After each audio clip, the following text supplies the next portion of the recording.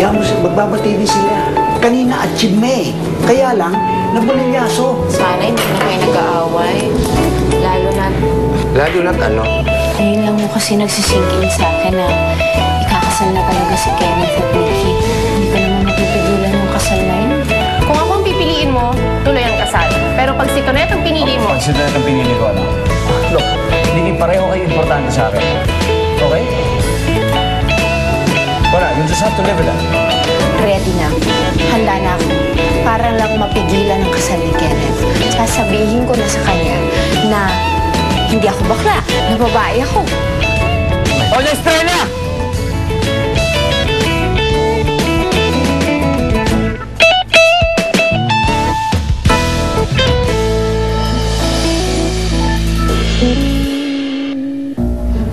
Halika na, kailangan natin umalis. Kailangan natin umalis. Ay, yan o, yung mahabol sa akin si Sunny Boy. Halika na, tumakbo na tayo! Tanya! Sadali!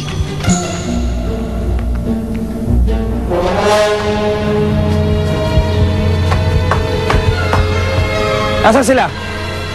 Hindi tayo. Yun!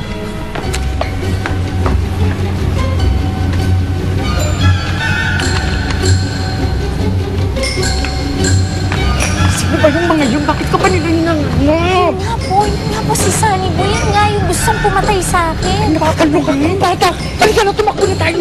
Dali, bilisan natin! Dali ko! Ay! Tik na! Okay lang yan. Anong okay lang?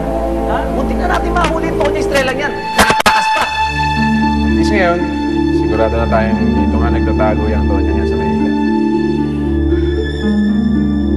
Bossing, anong meron? Hoy, isa ka pa ha. Kung hindi ka umaarte dyan, nahuli na sana natin yung babaeng yon. Mga inutil talaga kayo.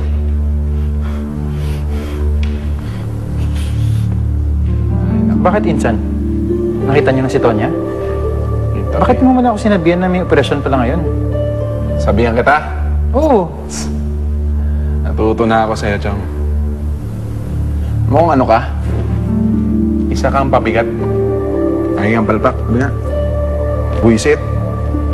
Ay, nako. Why does it have to be that complicated, tita? I mean, bakit kinakailangan mamili pa ako sa kanilang dalawa?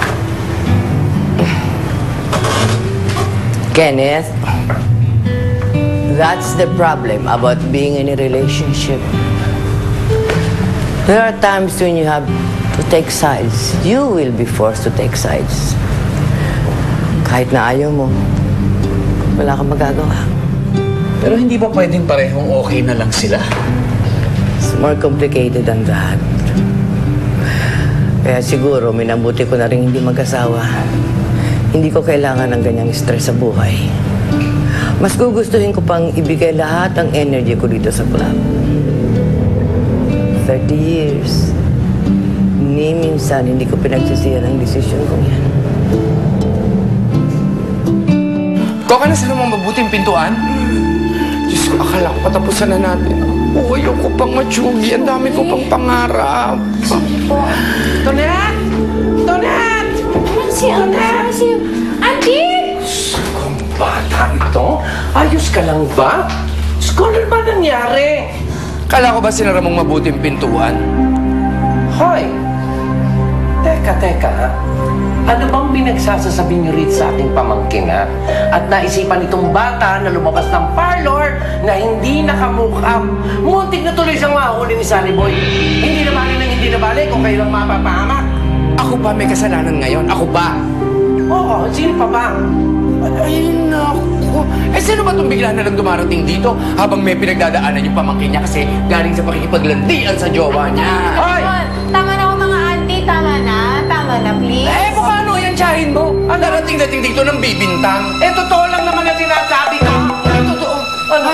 Ano ba bigla kang dumarating dyan? Ako, ikaw wala kang utang na loob. Wala kang utang na loob. Ingrata ka. Ganon. Ha? Hoy!